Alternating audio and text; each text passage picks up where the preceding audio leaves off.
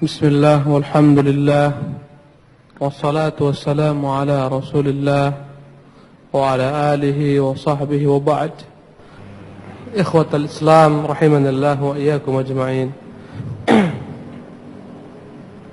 Alhamdulillah, malam hari ini kita dapat melanjutkan untayan kisah perjuangan Rasulullah sallallahu alaihi wasallam dari sirah beliau yang harum. Semoga Allah Subhanahu wa taala senantiasa memudahkan kita untuk mengikuti jejak beliau sallallahu alaihi wasallam. Beberapa kesempatan yang lampau kita telah menyelesaikan episode perang Badar, di mana peperangan itu adalah peperangan yang gemilang, yang memiliki dampak besar terhadap kebangkitan Islam, kebangkitan kaum muslimin, di mana bangsa Arab telah menyaksikan kemenangan tersebut yang tentunya akan membuat mereka memperhitungkan kaum muslimin. Ikhwani rahimanillahu wa iyyakum ajma'in. Tentunya yang paling telak, yang paling parah dengan kemenangan kaum muslimin pada perang Badar adalah orang-orang musyrikun. Mereka telah merugi harta, telah terenggut nyawa para pemimpin-pemimpin pembesar-pembesar mereka. Kemudian di sisi lain hal ini akan membuat gentarnya musuh-musuh Islam dari dalam kota Madinah maupun sekeliling Madinah. Adapun dari dalam Madinah, orang-orang Yahud yang merasa terganggu eksistensi mereka, agama mereka, melihat kemenangan kaum muslimin, betapa bencinya mereka terhadap kemenangan kaum muslimin, marahnya mereka terhadap kemenangan kaum muslimin. Kemudian dari sisi lain ada orang-orang yang masuk ke dalam Islam berpura-pura seperti Abdullah bin Ubay bin Salul, menyerah terhadap kemenangan kaum muslimin. Zahirnya menunjukkan keislaman, hatinya menyimpan kekufuran. Ini dampak peperangan Badar. Setelah Badar usai, masuklah pemimpin orang-orang munafikin, Abdullah bin Ubay bin Salul, ke dalam Islam. Yang sebelumnya, kalaulah bukan karena Rasulullah datang ke Madinah, beliau akan dijadikan sebagai raja bagi Aus dan Khazraj. Setelah Islam menang, hancur orang-orang musyrikin, maka masuklah Abdullah bin Ubay bin Salul ke dalam Islam berpura-pura untuk menggerogoti kaum muslimin dari dalam, menimbulkan berbagai macam fitnah, isu-isu. Ada kelompok lain yang tidak penting baginya iman ataupun kufur. Mereka adalah orang-orang Badui yang tinggal di sekeliling Arab, yang tinggal di sekeliling kota Rasulullah, Madinah sallallahu alaihi wasallam, Madinatul Nabi sallallahu alaihi wasallam. Orang-orang Arab Badui ini, mereka tidak penting iman ataupun kufur. Yang mereka penting adalah ma'isyah, bagaimana mereka hidup, bagaimana mereka bisa merampok, bagaimana bisa mereka merompak para kafilah-kafilah yang berlalu. Dengan kemenangan kaum muslimin tentunya akan membuat mereka merugi, akan membuat wilayah mereka semakin terusir, semakin jauh mereka terusir daripada sekeliling kota Madinah. Jadi ada 4 kelompok di sini. Dengan menangnya kaum muslimin pada perang Badar, 4 kelompok yang merasa terganggu eksistensi mereka. Yang pertama adalah orang-orang musyrikin yang kalah perang. Yang kedua adalah orang-orang Yahudi yang mengaku beragama Alkitab. Yang ketiga adalah orang-orang munafik. Dan yang keempat orang-orang Arab, orang-orang Badui yang tinggal di sekitar Madinah Rasulullah SAW. Ikhwani yang dimuliakan oleh Allah Subhanahu wa taala, maka seluruh 4 kelompok manusia ini memiliki kebencian yang bersangatan kepada kaum muslimin, dan seluruhnya sepakat untuk menghabisi kaum muslimin. maka jelaslah kota Madinah dari segala macam penjuru dikepung, dikelilingi oleh musuh-musuh Islam. Ikhwani rahimanillahu wa iyyakum ajma'in. Pada kesempatan malam hari ini kita akan sebutkan bagaimana upaya orang-orang musyrikin sebagai bentuk pembalasan mereka terhadap Islam dan kaum muslimin. Mereka berupaya untuk menghabisi pemimpin kaum muslimin, Rasulullah sallallahu alaihi wasallam. Dan sebelumnya terjadi peperangan antara Rasulullah sallallahu alaihi wasallam sebelum terjadinya perang Uhud. Ketika Rasulullah SAW mendengar bahwasanya suku Ghatafan telah mempersiapkan kekuatannya untuk memerangi kaum muslimin, menyerang kota Madinah, maka berangkatlah Rasulullah sallallahu alaihi wasallam dengan 200 tentara beliau sallallahu alaihi wasallam menyerang kabilah ini, kabilah Ghatafan. Sampailah mereka di negeri orang-orang kabilah Ghatafan, suatu tempat yang disebut dengan nama Al-Qudru. Maka Banu Salim dari kabilah besar Ghatafan melihat kedatangan kaum muslimin, mereka berlari, mereka kocar-kacir, berserakan, meninggalkan harta mereka. Maka mereka tinggalkan dalam lembah sebanyak 500 ba'ir, 500 unta, yang tentunya menjadi milik kaum muslimin. Maka Rasulullah sallallahu alaihi wasallam membagikan ghanimah tersebut kepada para sahabat-sahabat Rasulullah sallallahu alaihi wasallam yang ikut pada perangan tersebut. Setelah diambil seperlimanya, maka tiap orang mendapatkan 2 ekor unta. Dan ketika itu terdapat seseorang, mereka tangkap seorang budak yang bernama Yasar, kemudian dimerdekakan oleh Rasulullah sallallahu alaihi wasallam. Setelah mereka dikalahkan Bani Salim ini, ya, Rasulullah bermukim di negeri mereka selama 3 hari. Karena tradisi Rasulullah sallallahu alaihi wasallam, jika menangkan suatu peperangan, dia akan tinggal 3 hari di tempat tersebut, menunggu musuh-musuh, menunggu kembali kedatangan musuh-musuh, menunjukkan kekuatan Islam dan kaum muslimin. Maka 3 hari Rasulullah sallallahu alaihi wasallam di Bani Salim, ketika mereka tidak ada terlihat keinginan untuk kembali menyerang kaum muslimin, kembalilah Rasulullah SAW ke kota Madinah. Dan peperangan ini terjadi pada tahun kedua Hijriah pada bulan Syawal.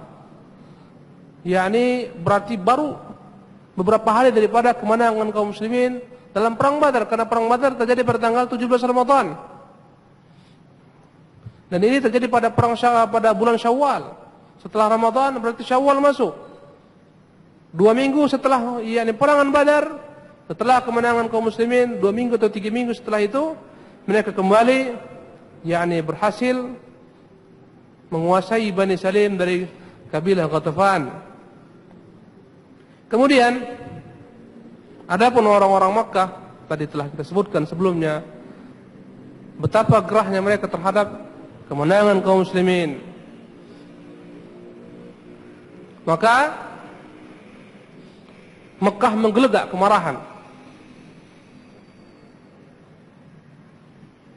sehingga beberapa orang daripada pahlawan-pahlawan Mekah ingin menuntut balas kematian para sahabat-sahabat mereka yang terbunuh pada perang Badar, ayah-ayah mereka, saudara-saudara mereka.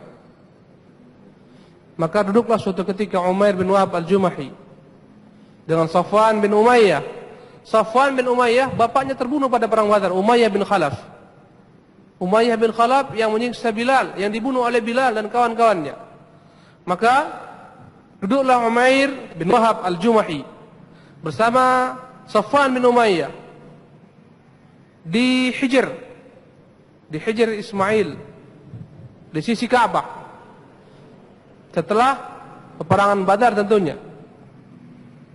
Umair bin Wahab al-Jumahi ini adalah salah seorang daripada dedengkot orang-orang kafir Quraisy yang senantiasa menyakiti Rasulullah sallallahu alaihi wasallam, mencerca Rasulullah dan para sahabat di Makkah.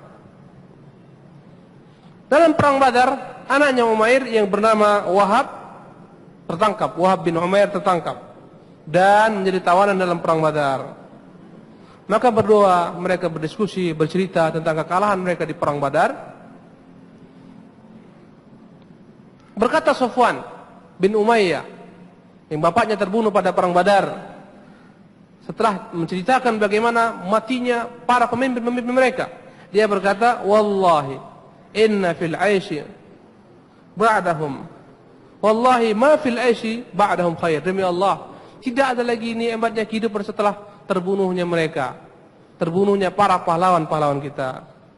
Maka berkata Umair bin Wahab, "Sadaqta wallah, benar yang kau ucapkan. Demi Allah, kalaulah aku tidak memiliki hutang yang aku harus penuhi, harus kubayar. Demi Allah, kalaulah aku tidak memiliki anak-anak yang aku takut jika aku terbunuh mereka menjadi yatim, pasti aku akan segera berangkat menuju Muhammad. Aku akan membunuhnya. Aku punya alasan karena anakku di sana tertawan." Safwan bin Umayyah mendengar perkataan tersebut, seketika gayung bersambut. Dia sambut. Apa dia katakan? "Jangan khawatir, Umair, hutangmu aku yang bayar. Adapun anak-anak istrimu di bawah tanggunganku jika engkau mati. Apapun yang kuberikan kepada anakku, kuberikan kepada anakmu. Jangan khawatir." Maka berkata Umair, "Kalau begitu rahasiakanlah perkara kita ini. Jangan ada orang manapun yang tahu." Berkata Safwan, "Af'al baik." Jadi cuma mereka berdua yang tahu. Strateginya bagaimana?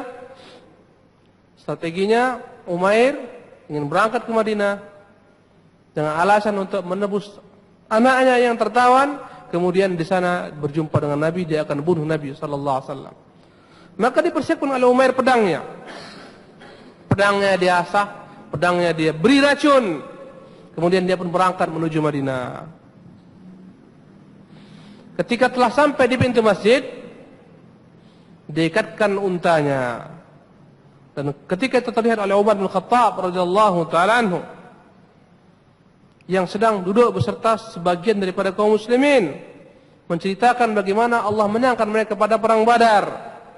Melihat kedatangan Umair bin Wahab al-Jumahi, berkata Umar radhiyallahu taala anhu, "Hadzal kalbu aduwullah." Ini anjing musuh Allah. Subhanallah. Ini anjing musuh Allah namanya Umair. Ma jaa illa li syarr. Tidaklah datang kecuali membawa misi kejelekan, membawa misi kejahatan, kecuali akan membuat onar. Kemudian masuklah Umar radhiyallahu taala anhu ardah menemui Rasulullah dan berkata, "Ya Nabi Allah, ini musuh Allah. Umair telah datang dengan pedangnya." Berkata Rasulullah, "Perintahkan dia masuk agar menemuiku." Maka masuklah Umair diiringi oleh Umar radhiyallahu taala anhu. Umar siaga dekat dengan Umair, siaga dengan pedangnya. Bahkan berkata Umar kepada orang Ansar, "Masuklah kalian, jagalah Rasulullah. Ini orang tidak kita jamin dia amanah. Jangan-jangan dia ingin berbuat makar terhadap Rasulullah sallallahu alaihi wasallam." Kemudian masuklah Umair di hadapan Nabi sallallahu alaihi wasallam. Tatkala Rasulullah sallallahu alaihi wasallam melihat Umair, ketika itu Umar mendekat kepada Umair. Kemudian Umar radhiyallahu taala anhu mengambil pedangnya Umair yang diletakkan di pundaknya. Berkata Rasulullah kepada Umar, "Wahai Umar, lepaskan dia dan dekatkan kepadaku. Mendekatlah wahai Umair." Subhanallah. Maka Umair pun mendekat. Berkata Umair, An'imu sabahan. Selamat pagi wahai Muhammad. Berkata Nabi sallallahu alaihi wasallam, Allah telah muliakan kami dengan tahiyyah, dengan ucapan salam yang lebih baik daripada apa yang kau ucapkan ya Umair, yaitu ucapan assalam yang merupakan ucapan ahli surga. Jadi ungkapan an'im sabahan, selamat pagi, itu bukan daripada Islam. Maka lihatlah Rasulullah SAW seketika mengoreksi kesalahan ini. Dia katakan, ya Umair, Allah telah muliakan kami dengan lebih baik daripada apa yang kau ucapkan. Dengan ucapan assalam yang merupakan tahiyyah orang-orang di surga. Kemudian Rasulullah SAW bertanya, wahai Umair, apa gerangan yang buat kau datang kepadaku? Apa misimu kemari wahai Umair? Berkata Umair, berbohong, Umair berdusta. Aku datang kemari wahai Muhammad untuk urusan anakku yang tertawan. Aku ingin agar dia kalian lepaskan, berbuat baiklah kalian kepadanya. Maka Rasulullah bertanya, wahai Umair, baik wahai Umair, kenapa kau bawa pedang? Apa yang kau perbuat? Kenapa kau bawa pedang masuk kemari? Berkata Umair, qabbahahallahu min suyuf, wahal aghnad anna syai'an. Ini pedang penuh dengan kecelakaan. Ini pedang celaka sekali. Apalah artinya pedang ini bagiku? Kata siapa? Umair. Berkata Rasulullah, usduqni malladhi ji'talah. Jujurlah engkau Umair. Apa rupanya misimu datang kemari? Apa yang kau bawa kemari? Apa gerangan? Maksudmu, tujuanmu datang kemari? Berkata Umair kembali, berdusta. Enggak ada, kecuali apa yang kukatakan kepadamu, ingin menebus tawanan anakku. Maka Rasulullah menjawab, ya Umair, bukankah engkau telah duduk berdua dengan Safwan di Hijr Ismail, di Hijr? Kemudian kalian berdua menceritakan tentang kekalahan kalian dalam perang Badar. Bagaimana pahlawan-pahlawan kalian dicampakkan di sumur. Kemudian engkau berkata, wahai Umair, kalau Allah bukan karena hutang yang ada padaku dan anak-anakku yang masih kecil, aku akan keluar sehingga aku bunuh Muhammad. Kemudian Safwan bersiaga akan menjadi pengganti bagimu untuk mengurusi anak-anakmu, membayar hutangmu. Tapi wahai Umair, Allah akan halangi tujuanmu itu. Allahu Akbar. Maka seketika berkata Umair, asyhadu annaka Rasulullah. Sekarang aku baru bersaksi engkau adalah benar-benar utusan Allah. Qad kunna ya Rasulullah nukadzibuka bima kunta ta'tina bihi min khabaris sama. Kami dahulu memang mendustakanmu, mendustakan berita yang kau bawa dari langit. Wa ma yanzilu 'alaika minal wahyi, dan wahyu yang kau bawa. Wa hadza amrun lam yahdhurhu illa ana wa Safwan. Perkara ini tidak ada yang mengetahui kecuali aku dan Safwan saja. Subhanallah. Siapa yang memberitahukan kepada Rasulullah? Siapa yang memberitahukan kepada Rasulullah, ikhwan? Allah Subhanahu wa taala. Fa wallahi inni la'alam ma ataka bihi illallah. Aku demi Allah sangat yakin pasti Allah yang memberitahukan kepadamu. Subhanallah. Falhamdulillahilladzi hadana al-Islam. Berkata Umair bin Wahab al-Jumahi, alhamdulillah, puji bagi Allah yang telah menunjuki aku kepada Islam. Kemudian dia pun bersyahadat, bersaksi di hadapan Rasulullah sallallahu alaihi wasallam. Berkata Rasulullah kepada para sahabat-sahabatnya, faqihu akhakum fi dini. Ajarkan saudara kalian ini dalam agamanya. Wa aqri'uhu al-Qur'an. Bacakan kepadanya Quran. Wa atriqu lahu asirah, bebaskan tawanannya. Allahu Akbar. Ini wahyu menunjukkan kebenaran Rasulullah. Tidak ada yang tahu kecuali Umair bin Wahab dengan Safwan bin Umayyah. Hanya mereka berdua berjanji. Baik, apa gerangan yang diperbuat dengan Safwan di Mekah? Kita kembali melanjutkan. Adapun Safwan, senantiasa dia beritakan kepada orang-orang Quraisy, bergembiralah. Sebentar lagi akan datang berita yang membuat kalian senang, melupakan semua kesedihan kalian pada perang Badar. Senantiasa Safwan berjumpa dengan orang-orang Quraisy mengatakan, bergembiralah, akan muncul, akan ada suatu berita yang membuat kalian lupa terhadap kesedihan pada perang Badar. Dan setiap kali ada orang-orang yang datang, selalu Safwan bertanya tentang keberadaan Umair. Umair kenapa belum ada beritanya? Sampai suatu ketika datanglah orang-orang memberitahukan kepadanya, Umair telah masuk Islam. Maka Safwan bin Umayyah bersumpah untuk tidak akan pernah berbicara kepada Umair selama-lamanya. Dan tidak akan pernah membantunya selama-lamanya. Maka Umair kembali ke Makkah, dia bawa anaknya dan dia telah masuk Islam. Dan dengan sebabnya banyak orang-orang Makkah masuk Islam. Ini menunjukkan kepada kita, ikhwan rahimanillah wa iyyakum ajmain, banyak sekali faidah. Di antaranya mukjizat kebenaran Rasulullah SAW, di mana Allah beritahukan kepada Rasulullah perkara-perkara gaib yang tidak diketahui kecuali oleh seorang Rasul.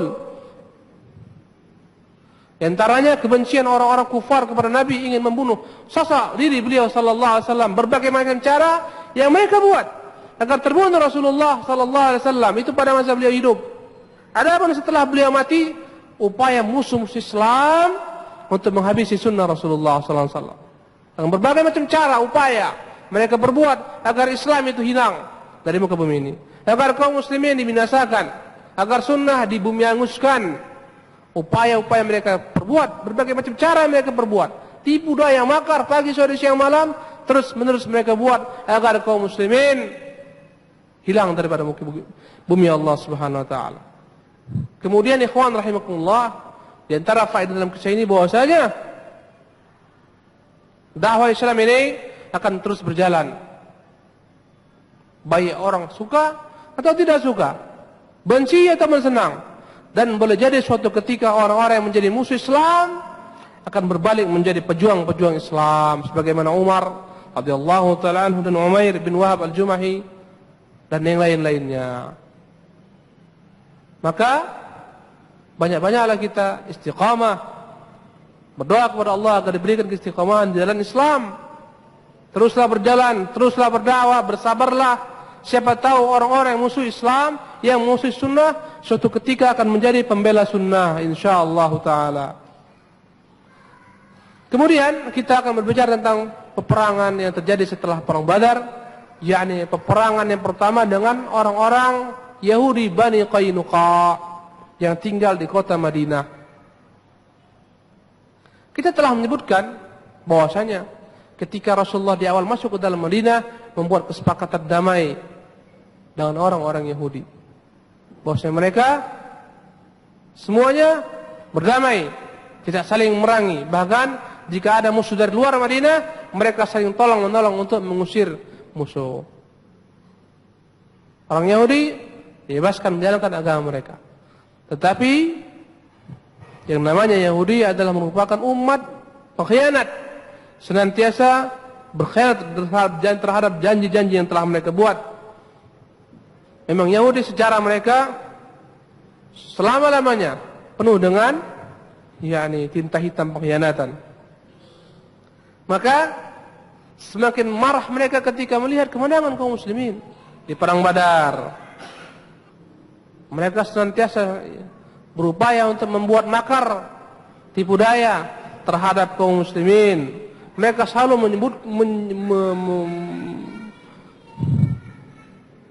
menyebarkan berbagai macam berita-berita yang kontroversial, berita-berita yang membuat terpecah belah kaum muslimin, membuat kaum muslimin takut dan seterusnya. Di antara upaya mereka, yakni mereka berupaya untuk mengadu domba antara kaum muslimin Bani Qainuqa. Ada seseorang bernama Syas bin Qais, orang Yahudi. Dia pemimpin orang-orang kafir dari bangsa Yahudi. Begitu bencinya kepada kaum muslimin, betapa dengkinya terhadap kaum muslimin. Maka suatu ketika dia melihat, subhanallah, inilah tipe orang-orang yang dengki terhadap kaum muslimin. Ketika lewat Syas bin Qais di hadapan orang-orang Ansar daripada suku Aus maupun Khazraj, Dia melihat betapa akrabnya orang-orang Aus dan Khazraj. Mereka berbicara bersama-sama, mereka berkumpul. Maka muncullah dengkinya, mendidih kemarahannya melihat betapa akrabnya kaum muslimin. Yang dahulu ketika Islam belum datang ke Madinah, Aus dan Khazraj, kedua suku ini bertikai sepanjang zaman. Ya, perang saudara berkepanjangan tanpa henti. Dan di sana Yahudi meraih keuntungan. Mereka yang menjual senjata, mereka yang menjual bahan makanan. Maka mereka menjadi penguasa Madinah dari segi ekonomi. Mereka senantiasa ingin agar Aus dan Khazraj bertempur terus menerus. Maka melihat keakraban orang-orang Ansar dari suku Aus dan Khazraj yang telah diikat dengan tali Islam, muncul kembali kedengkiannya.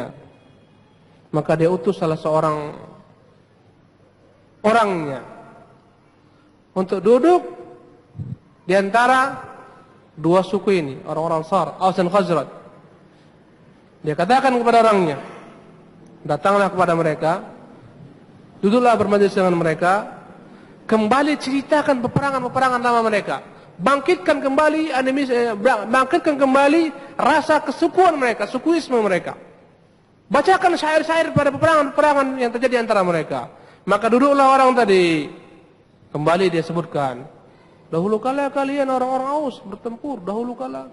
Dia kembali ingatkan peperangan-peperangan lama, syair-syair yang mencela kedua kelompok tersebut, sehingga akhirnya masing-masing kelompok kembali mengenang masa-masa lama, muncul kembali fanatisme kesukuan, sehingga mereka telah bersiap-siap untuk kembali berperang. Allahu Akbar. Betapa bahayanya mulut, fitnah, adu domba. Subhanallah. Makanya berkata Rasulullah, la yadkhulul jannata namam. Tidak akan masuk surga orang-orang yang mengadu domba. Hampir-hampir mereka bertikai, bahkan mereka telah siapkan. Masing-masing telah membawa senjatanya. Mereka siap untuk berkumpul satu tempat berperang. Ketawa ketika itu orang-orang Yahudi. Subhanallah. Maka sampailah berita ini kepada Rasulullah sallallahu alaihi wasallam.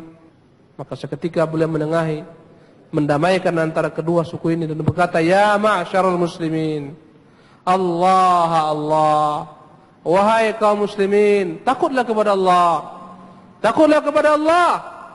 Abi da'wal jahiliyah wa ana baina adhhurikum.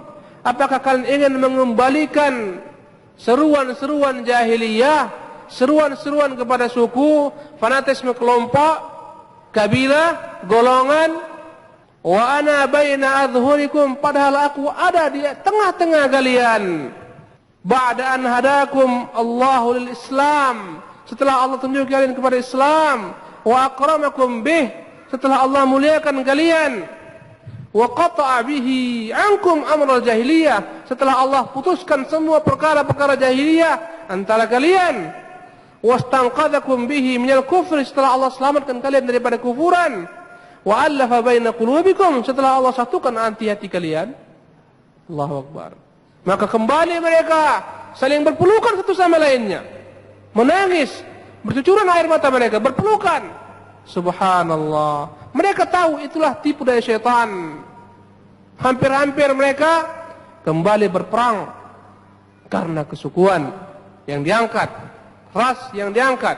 Makanya ikhwan rahimanillah wa iyyakum, segala macam bentuk seruan-seruan yang mengikat manusia kepada kelompok, golongan, keturunan, nasab, individu, dan seterusnya, jahiliyah, perkara jahiliyah.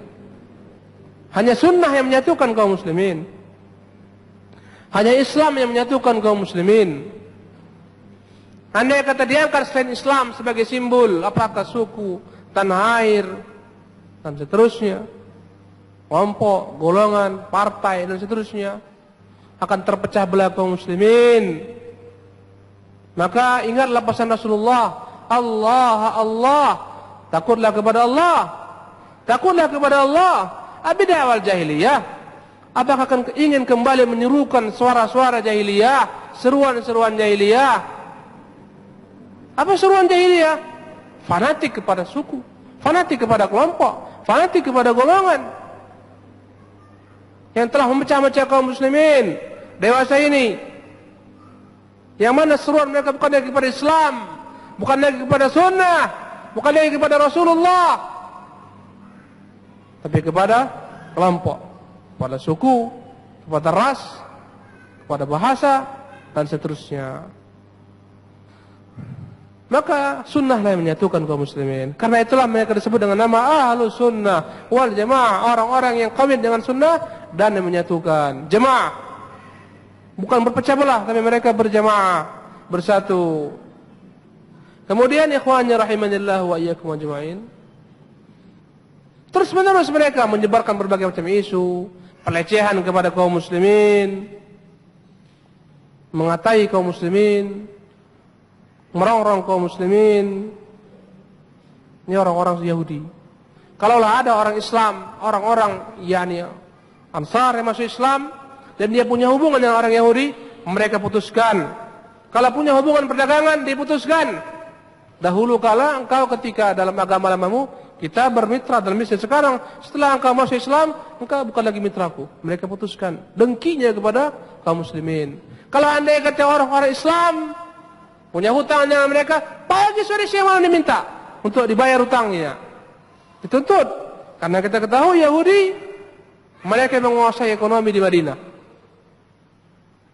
Mereka adu domba kaum muslim, orang-orang Aus dan Khazraj. Mereka sibuk bertikai berperang, maka kaum Yahudi mengambil kesempatan untuk memegang ekonomi. Kalau andai kata orang Islam memiliki hutang kepada orang Yahudi, mereka tuntut pagi sore siang malam. Andai kata mereka berhutang kepada kaum muslimin, mereka kelabui, mereka buat tipu daya, mereka hamakan harta kaum muslimin dengan jalan yang batil.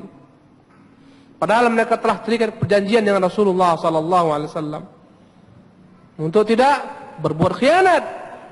Tapi Rasulullah masih tetap biarkan mereka. Semoga mereka mau kembali, semoga mereka mau bertaubat. Namun ketika mereka melihat Allah menangkan kaum muslimin dalam perang Badar, sekarang kaum muslimin telah memiliki kekuatan yang ditakuti oleh lawan-lawannya, yang membuat takut yang dekat ataupun jauh, maka semakin tampaklah kejengkelan mereka terhadap kaum muslimin. Bahkan yang paling keji, yang paling benci pemimpin mereka yang bernama Ka'ab bin Al-Ashraf, yang kelak kita akan sebutkan bagaimana kisah pembunuhannya, eksekusi Ka'ab bin Al-Ashraf atas perintah Rasulullah sallallahu alaihi wasallam. Terus menerus mereka melarang kaum muslimin. Ka'ab bin Ashraf menyiapkan syair-syair yang mencerca perempuan-perempuan kaum muslimin. Rasulullah menjelek-jelekkan mereka, mengungkapkan aib mereka, aurat mereka. Dan itu adalah merupakan celah dalam bahasa Arab. Kalau mereka ingin membuat panas suatu suku, mereka akan sebutkan perempuan-perempuan mereka. Mereka akan hinakan perempuan-perempuan suku tersebut, sehingga akan muncullah kebencian dan akan berkecamuk peperangan. Dan ada 3 suku orang-orang Yahudi yang paling dekat tinggalnya dengan kaum muslimin, Yahudi Bani Qainuqa. Dan kita akan ceritakan sekarang ini bagaimana peristiwa peperangan Rasulullah terhadap Yahudi Bani Qainuqa. Mereka tinggal dalam kota Madinah. Mereka adalah para pedagang.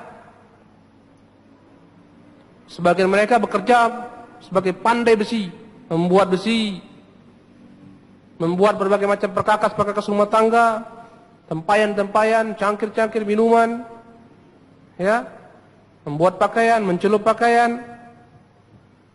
Karena banyak mereka yang menguasai pasar-pasar di Madinah, maka mereka kuat ekonominya. Apalagi ketika sebagian mereka menguasai teknik untuk membuat persenjataan, mereka banyak telah siapkan senjata-senjata. Maka setiap mereka telah menyiapkan persenjataan untuk memerangi kaum muslimin jika suatu situasi memungkinkan. Dan mereka telah siapkan 700 personil, 700 orang untuk memerangi kaum muslimin jika telah datang waktu yang tepat. Dan orang-orang Yahudi Bani Qainuqa adalah yang paling berani dibandingkan Yahudi-Yahudi lainnya. Dan mereka lah yang pertama kali mengingkari kesepakatan janji mereka damai dengan kaum muslimin. Maka kita ceritakan tadi, mereka terus menerus mencerca kaum muslimin, mencela, sampai-sampai Rasul datang kepada mereka berkata, "Ya ma'syara Yahud, aslimu qabla an yusibakum mithla ma asaba Quraisyan." Rasul datang kepada mereka, Rasulullah kumpulkan mereka, "Wahai orang-orang Yahudi, Islamlah kalian sebelum kalian ditimpa bencana yang telah menimpa orang sebelum kalian, yakni orang-orang Quraisy." Subhanallah. Apa jawaban mereka? "Ya Muhammad, la yaghurrannaka min nafsik annaka qatalta nafaran min Quraisy." Wahai Muhammad, engkau jangan bangga telah mengalahkan orang Quraisy. Kanu aghmaran la ya'rifuna al-qital. Mereka itu adalah orang-orang yang tidak pandai berperang. Mereka itu pengecut. Jangan kau bangga mengalahkan orang-orang Quraisy. Innaka law qatalatana la'arafta anna nahnu an-nas. Dengan bangganya mereka berkata, dengan sombongnya Muhammad, ketika disuruh Islam oleh Rasulullah, masuk Islam kalian, jangan sampai tertimpa kalian azab, musibah sebagaimana orang Quraisy. Apa jawaban mereka? Wahai Muhammad, jangan kau bangga telah berhasil mengalahkan orang-orang Quraisy. Orang Quraisy orang-orang yang pengecut, yang tidak tahu berperang. Kalaulah engkau menghadapi kami, engkau akan tahu kamilah manusia, kata mereka. Kalau kau berhadapan dengan kami Muhammad, barulah engkau tahu siapa kami. Dengan sombongnya orang-orang Yahudi menantang Rasulullah sallallahu alaihi wasallam. Apa kata mereka? Wa annaka lan talqa mithlana. Engkau tidak akan pernah berjumpa dengan orang yang seperti kami keberaniannya, kehebatannya. Maka Allah Subhanahu wa taala turunkan ayat dalam surah Al-Imran 12 dan 13, "Qul lil ladzina kafaru satughlabun." Katakan kepada orang-orang kafir, wahai Muhammad, kalian akan dikalahkan, wa tuhsyaruna ila jahannam, akan digiring ke neraka jahannam, wa bi'sal mihad, dan itulah sejelek-jelek tempat. Wa qad kana lakum ayatun fi ayatayn iltaqata. Bukankah telah ada pada kalian bukankah telah ada pada kalian suatu tanda besar ketika dua pasukan yang bertempur, fi'atun tuqatilu fi sabilillah wa ukhra kafirah, satu kelompok berperang di jalan Allah, yang lain kafir. Yarawnahum mithlaihim ra'il 'ain. Orang-orang kafir melihat orang-orang Islam dua kali lebih banyak daripada jumlah sebenarnya, daripada jumlah mereka. Wallahu yu'ayyidu binasrihi man yasha. Dan Allah akan memperkuat, memperkokoh siapa-siapa yang dia inginkan daripada hambanya.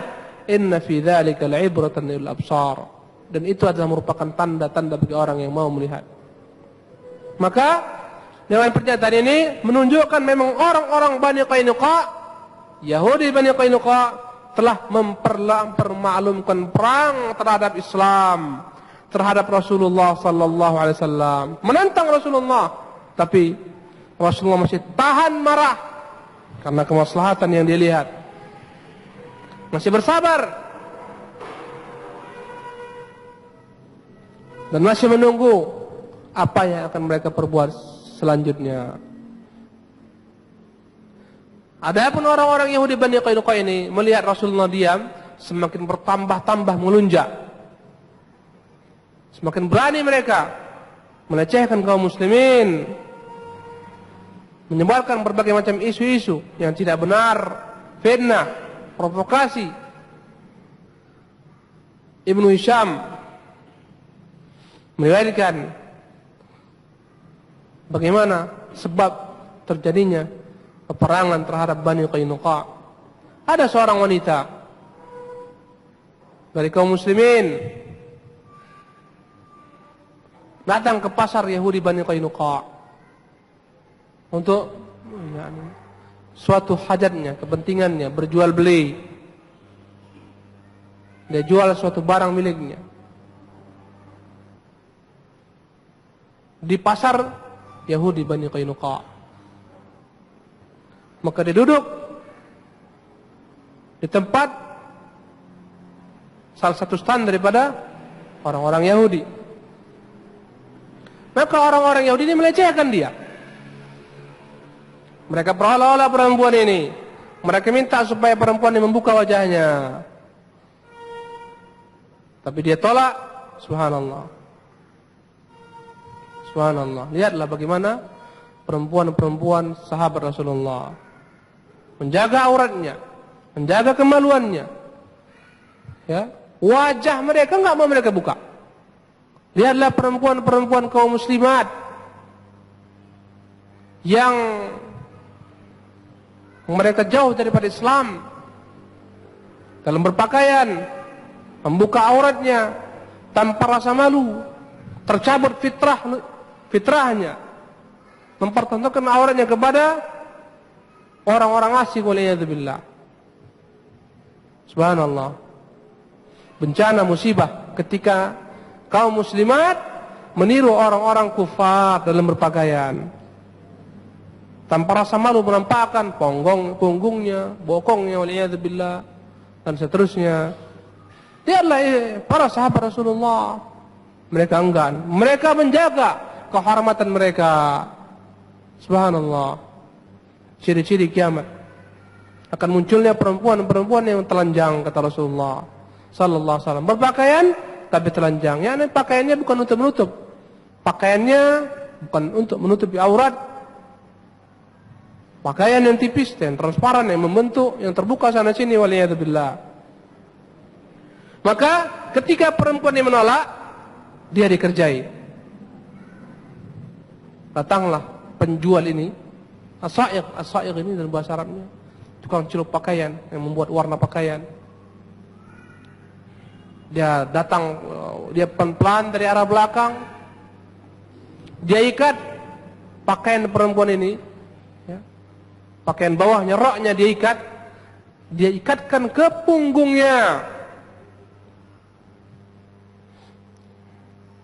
Sementara perempuan ini lengah, lalai, dia nggak tahu, dikerjai. Ketika perempuan ini bangun dari duduknya, maka terangkatlah pakaiannya, terlihatlah auratnya, waliyadzubillah. Maka seketika dia menjerit, dan orang-orang ini tertawa-tawa melihat kejadian ini. Maka salah seorang kaum muslimin yang melihat saudarinya dihinakan, dilecehkan oleh orang-orang Yahudi, dia datang seketika, dia bunuh pelaku ini. Maka beramai-ramai orang Yahudi mengeroyoknya dan menghabisi laki-laki ini. Allahu Akbar. Subhanallah. Lihatlah ikhwan rahimakumullah, bagaimana seorang muslim yang tidak ingin saudarinya dilecehkan, dia mau mati, dia bayar mahal, nyawanya dia serahkan untuk menjaga kehormatan saudarinya. Adapun sekarang, berapa banyak ad-dayyuth, laki-laki yang tidak pernah sama sekali bergeming hatinya melihat anaknya, istrinya, kakaknya, ibunya, bibinya membuka aurat. Subhanallah. Bagaimana mereka dibandingkan dengan orang muslim ini? Nyawanya dia korbankan, ini enggak. Di bawah kekuasaannya, anaknya, istrinya, tidak dia indahkan ketika membuka aurat, berpakaian tidak Islam. Maka berkata Rasulullah, la yadkhulul jannata dayyuth, tidak akan masuk Islam laki-laki yang dayyuth. Apa itu dayyuth? Yang tidak punya rasa cemburu kepada mahramnya. Maka terbunuh laki-laki tersebut, dibunuh oleh orang-orang Yahudi.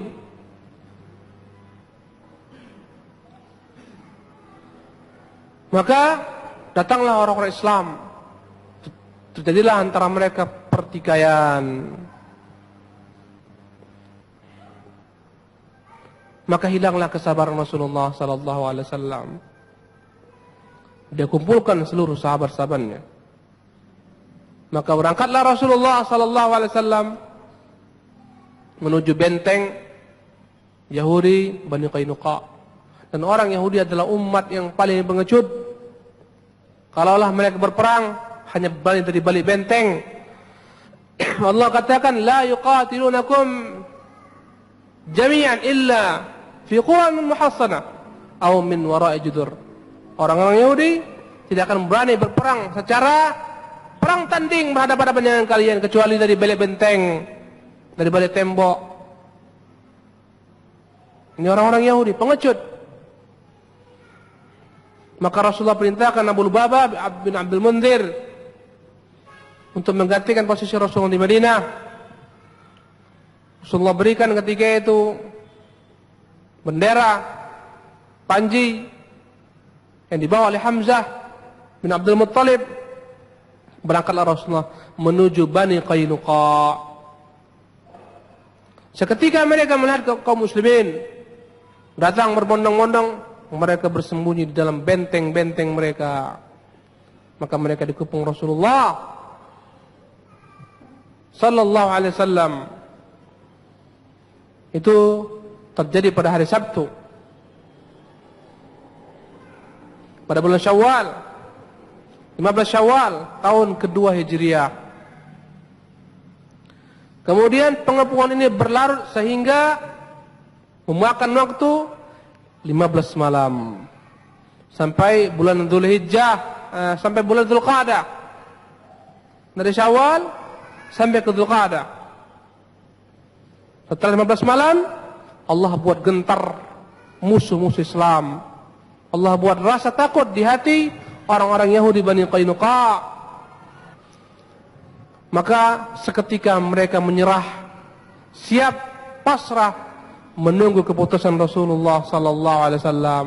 Apa yang Rasulullah akan putuskan terhadap nyawa mereka, darah mereka, istri-istri dan anak-anak mereka.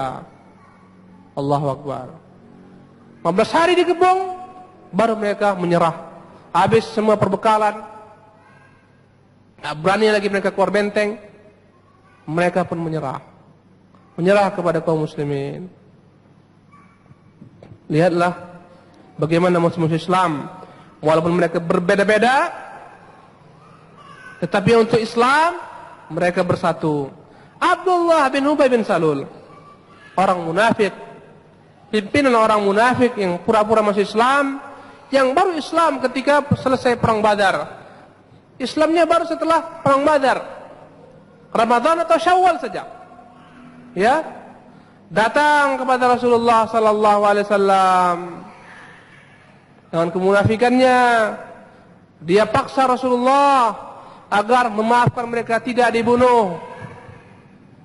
Dia berkata, "Ya Muhammad, ahsin fi mawali, wahai Muhammad, berbuat baiklah engkau terhadap orang-orang Yahudi ini.